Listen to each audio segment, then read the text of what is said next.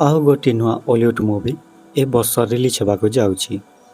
Release date ଘୋଷଣା ହୋଇନଥିଲେ ମଧ୍ୟ ଏ ମୁଭି ଏହି 2025ରେ ହିଁ ରିଲିଜ୍ ହେବ ବୋଲି ପ୍ରଯୋଜନା ସଂସ୍ଥା ପକ୍ଷରୁ କୁହାଯାଇଛି।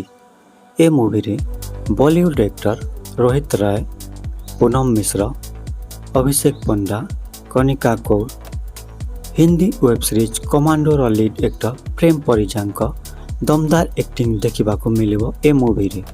ଏ ମୁଭି ଓଡିଆ ଓ ହିନ୍ଦୀ ଲାଙ୍ଗୁଏଜରେ ପାନ୍ ଇଣ୍ଡିଆ ରିଲିଜ୍ ହେବ।